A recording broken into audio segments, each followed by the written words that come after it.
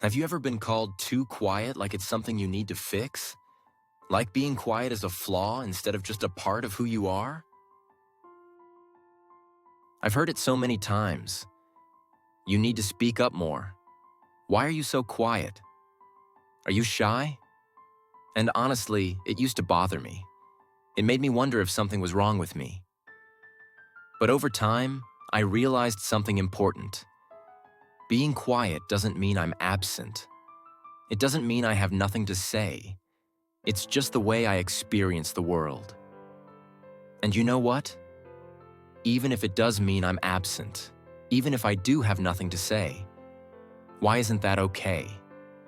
If I find something uninteresting, why should I have to force myself to engage?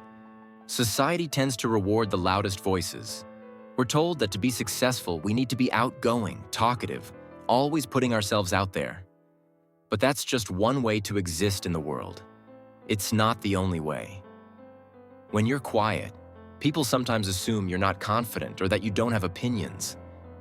But that's not true.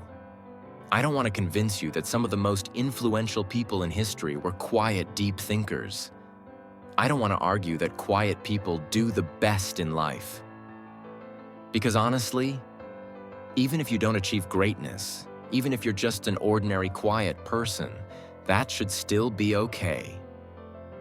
You don't have to be exceptional to be valuable. You don't have to prove yourself just because you don't talk as much as others. But let's be real. It's not always easy to be quiet in a world that expects you to be loud.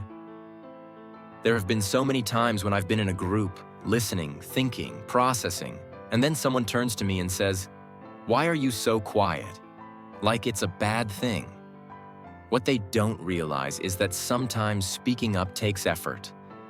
A lot of the time, it's simply because I don't feel the need to fill the silence just to be heard. And if you're like me, maybe you've felt the pressure to perform in conversations, to force yourself to be more talkative, even when it doesn't feel natural. But here's what I've learned. You don't have to change who you are just to fit society's idea of what confidence looks like. Confidence isn't about being the loudest person in the room. It's about owning who you are. And if you're quiet, that's okay. You don't need to force yourself to be someone you're not. Instead, find ways to use your strengths. Maybe you express yourself better through writing instead of speaking in big groups. Maybe you thrive in one-on-one conversations rather than loud social settings.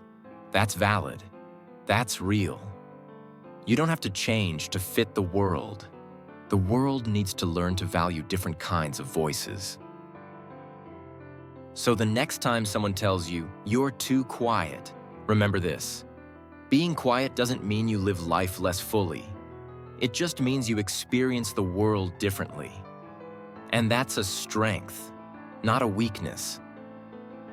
If you've ever felt like you weren't enough because you weren't as loud or outgoing as others, I want you to know, you are enough, just as you are.